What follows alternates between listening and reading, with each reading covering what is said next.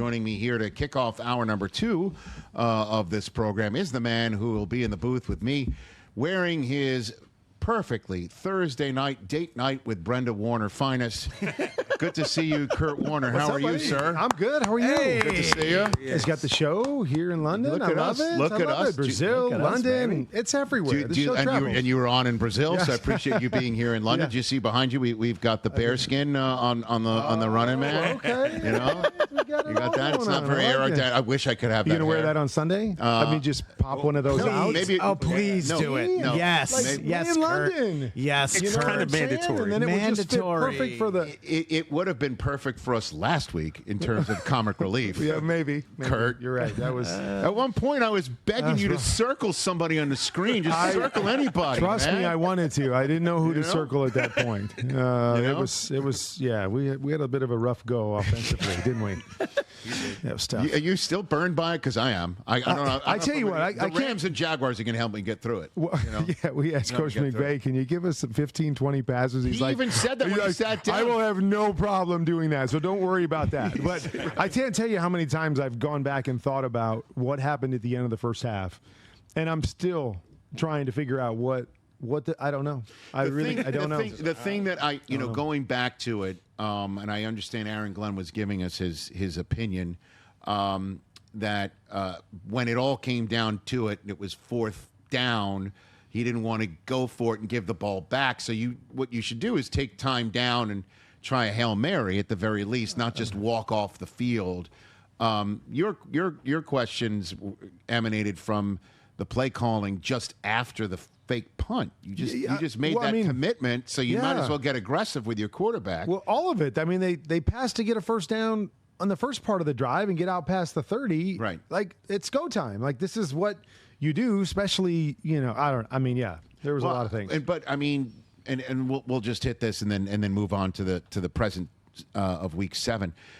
Are the Jets afraid of what Justin Fields might do if they let him loose and throw, or they don't have trust in him, or that's what it felt like to me, was that they were afraid to throw the football, and they were almost happy to be in that game. And so the mentality for me wasn't, let's try to score and take the lead and then we can double up.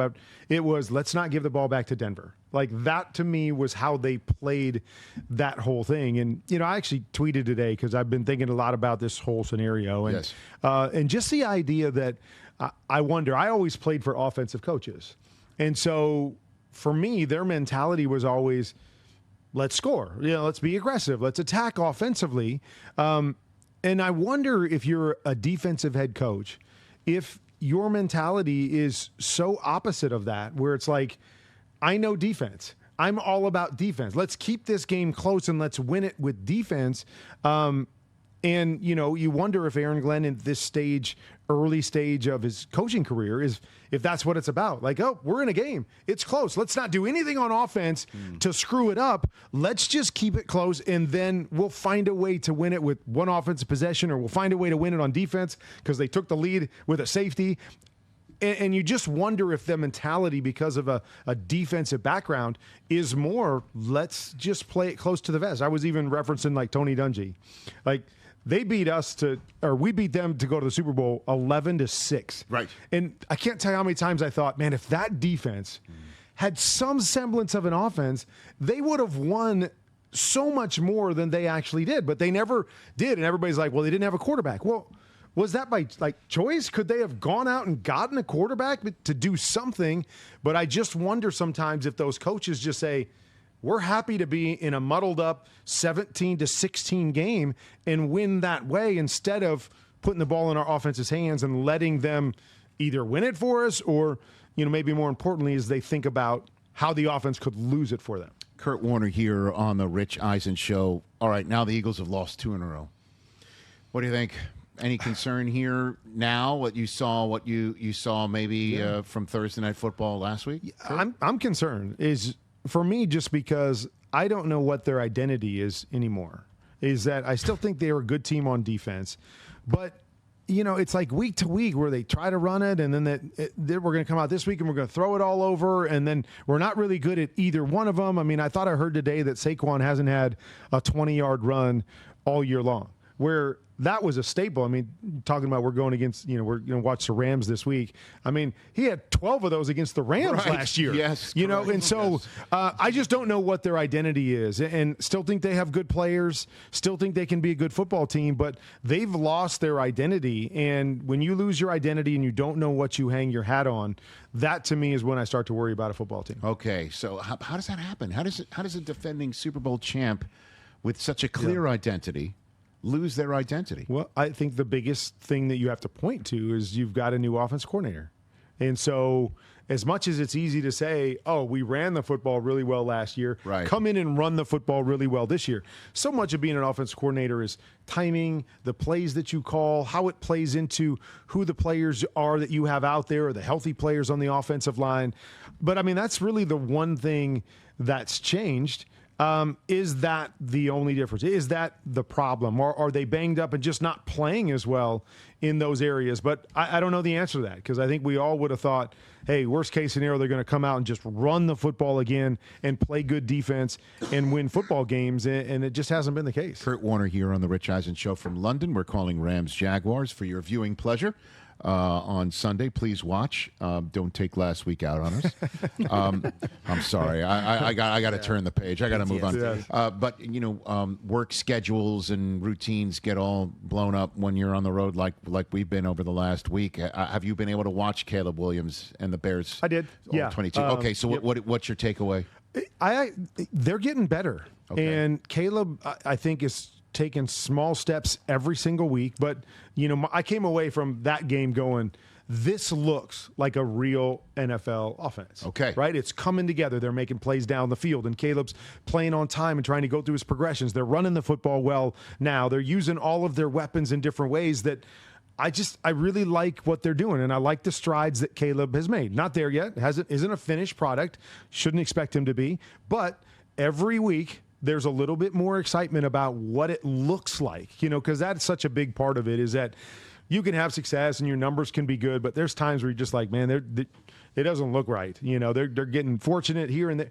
It looks like they're putting together an offense, and it looks like Caleb's getting more comfortable. So I'm excited about where we are, because we're only 6 weeks into this experience, and I think it looks pretty good. How is it different from weeks 1 and 2? Obviously, their first 2 games they were 0-2, and they're 3-0 in their last 3. But I think it's comfort level with both sides, and I don't think it's just about Caleb, although he's getting more comfortable. I thought he played fast early on. I thought Ben Johnson played it a little more close to the vest early on, that he was trying to simplify some of the play calls and give, Caleb like a 2-man read instead of opening up the field. And I didn't think he called great games. There wasn't a lot of guys that were just open, which is what Ben Johnson's kind of known for, is creating some easy opportunities for his quarterback.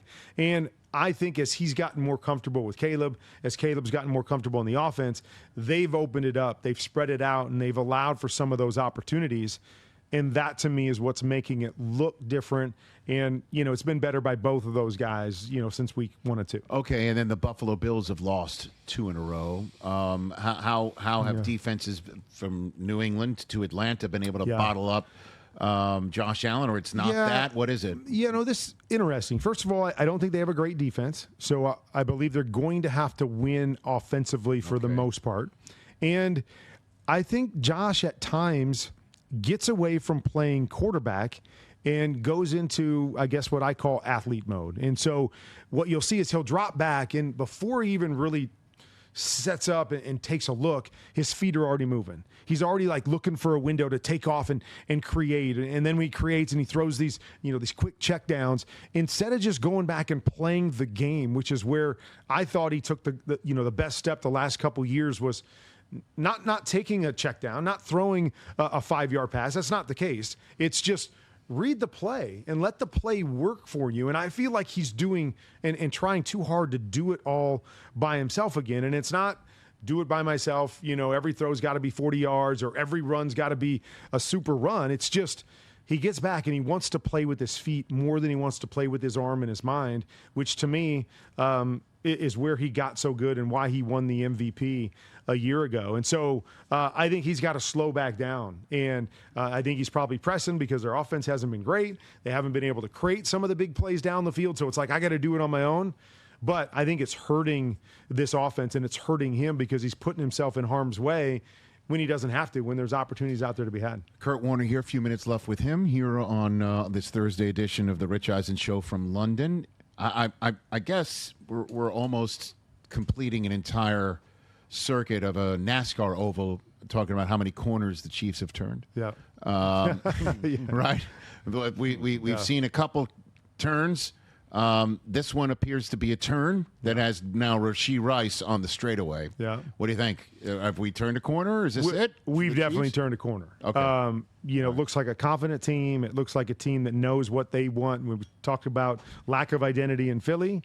I believe this team has found their identity. I think it's gone back to what they've done so well the last couple years. And so it's not as much about the big plays as it is about making plays around the line of scrimmage, spreading the ball around, the creative ways of getting the ball in playmakers' hands and allowing them to make plays for Patrick Mahomes. Patrick Mahomes' legs being a huge part of it. But I really felt like when we did the game in Brazil in the first couple weeks, and what was the message that we heard from everybody? We're gonna get big plays back in it. We're gonna be conscious of calling them. We're gonna design them. Patrick saying, "I'm gonna be more patient, and I'm gonna." And we saw him try to do that, and it was like, okay, hold on, this is all out of whack. And they lost a couple games. Well, 3 plays into that best laid plan, right?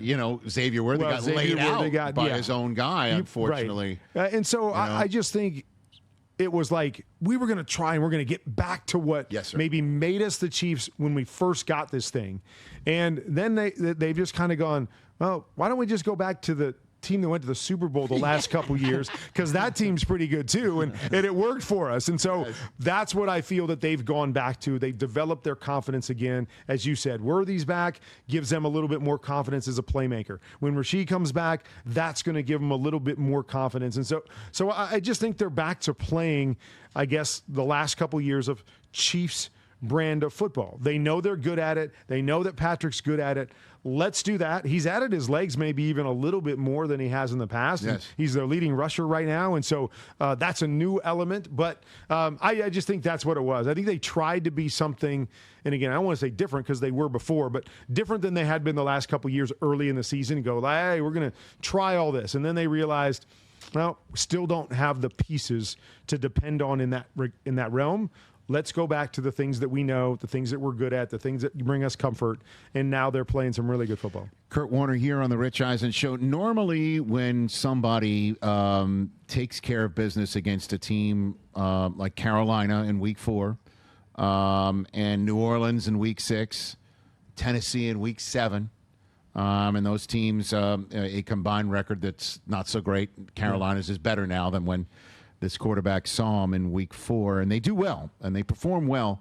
That would lead Chris Brockman to say, yeah, who have they really beaten? But when it's Drake May, he's an MVP candidate. Well, Drake May beat a Super Bowl favorite. That's true, too. So, in the middle of all that, I did leave out that win in Buffalo. Yeah.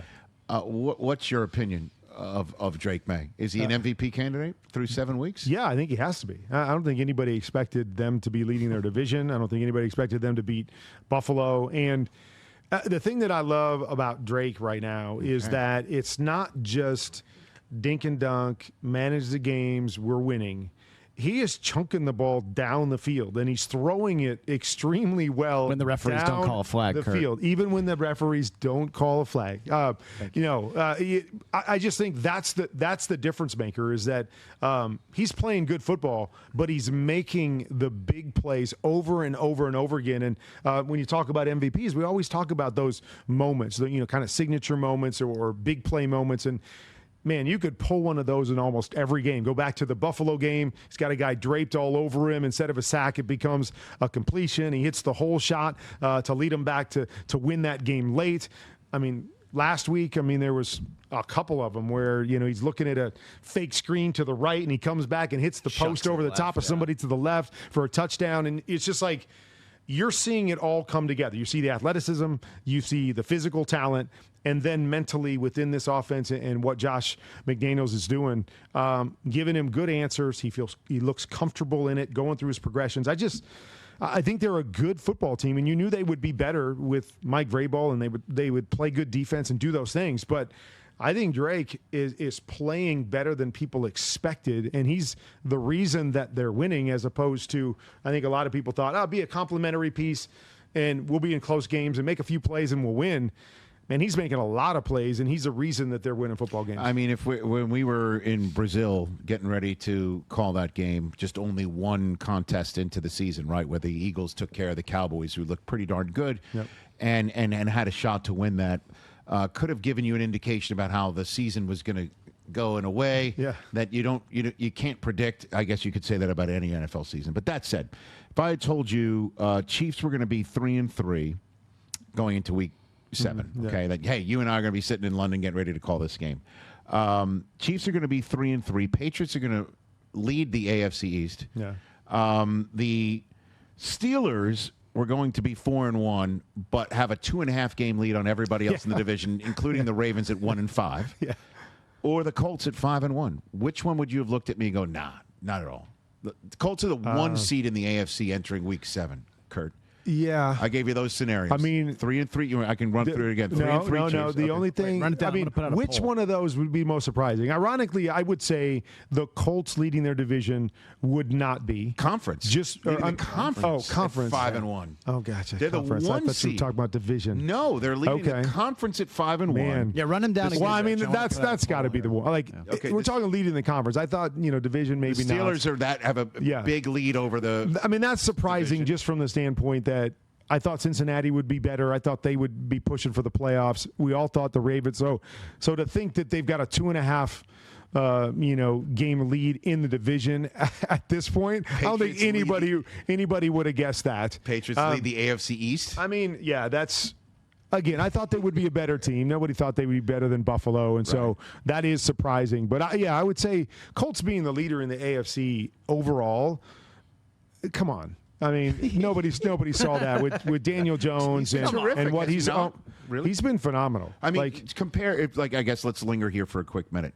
Compare the guy who we saw last year in Munich, who that was his last start for the Giants. It's the film that you saw going into that game, the performance you saw in that game, the guy we're seeing now. I mean, it's night and day. It's 180.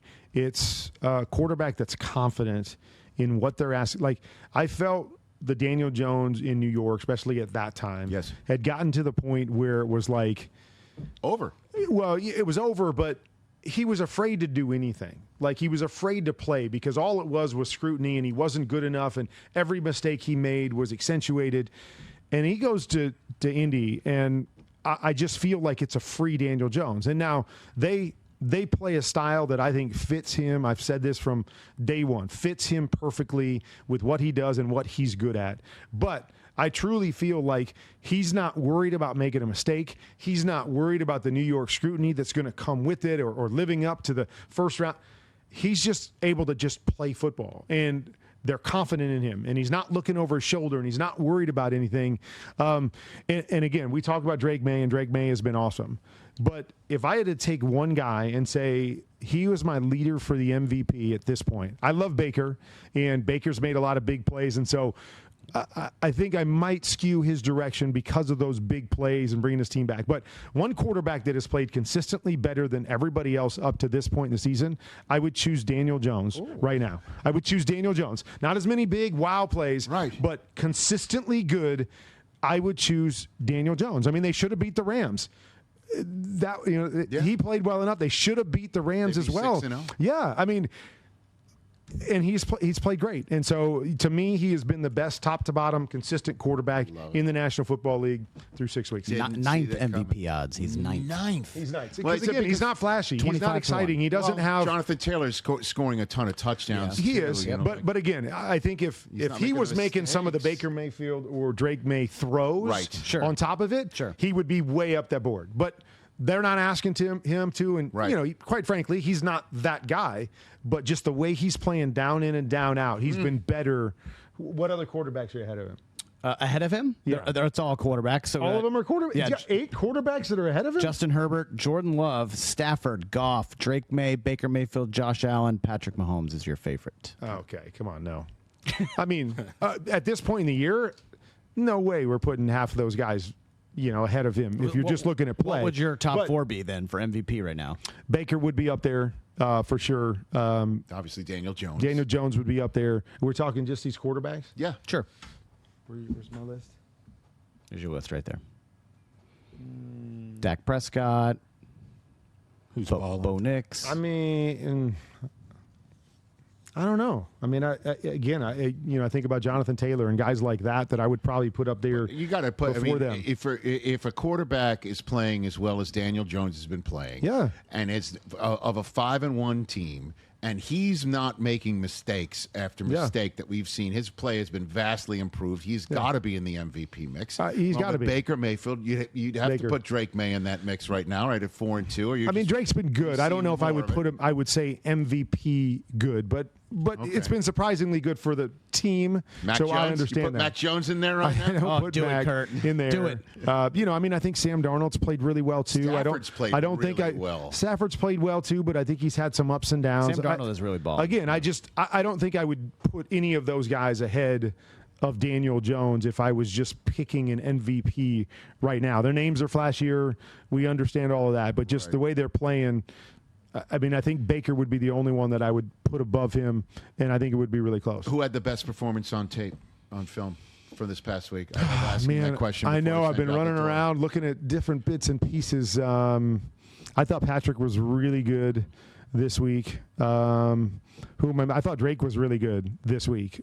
Big play after big play in New Orleans. Real. I don't know. Who am I missing? Yeah, again, it's more of a. It's all jumbled up here this week because I didn't watch it quite like I normally do. Yeah, Sam's third in passing yards. Sam had a good one, maybe. Yeah, I don't know. No, he's good. He's good. All right, so you're heading to. I'm heading to a show. I don't know what it is. What show it is? I don't know. Oh. Are you serious? I don't. My wife knows. No, I know Brenda knows. Yeah, she plans all of these things. Trust me. I was going to go out to dinner with you. I mean, obviously, and then my wife, because she thought she got these tickets before we left, and then we got here, and she's like, I don't know. I thought I got them, but I don't see them anywhere. And then she got a reminder last night saying, "Hey, you have tickets to a show tomorrow night." And so I'm like, "All right, we're in." But I don't know. I don't know what. No, I understand that. that. Trust me. I'm in the similar boat as you, where it's just like, what are we doing tonight? Exactly. Okay. But at some point, I then asked the follow-up question of like, what is the name of the performance that we're going to see? Here's the thing: is that I love theater. I love musicals. I love plays. I don't really care. Like I'm in for anything that she wants to do. Okay. And so we went to a cabaret show earlier. We went and saw Ricky Gervais. Right. Our friend Kane Brown was here. Obviously, that's not a London show, but we went and saw his concert here at Wembley, or over by Wembley. And then tonight we got. I have a list. You want me to just like scroll and see? It won't ring a bell, but I don't know. Like all of these are playing. It's live, and you're going, and I don't listen. We need to let him go. I don't want him to miss curtain time. Okay, I don't want to walk in traffic or any of that sort of thing. But yeah, I can't wait. So when I see you tomorrow, you'll know. I will know, and I will tell you what show we went to tomorrow. Yes. Yeah. And if it ends, still come out. Well, we're going to be. Oh, you're going to be out all night. Like you guys are shutting her down. No, here's the thing: the Thursday night game starts at 1:15 in the morning. That's here. not happening. Is today Thursday? Yeah. Yes. There's a game tonight. Kurt. Who do you like tonight? I don't even know who's playing today. It's Cincinnati and Pittsburgh. Yeah. It's the Icy Hot Bowl. Yeah, I'll take Pittsburgh in this one. There you go, ladies and gentlemen. You sure? Mike Tomlin 2-9 on Thursday night on the road.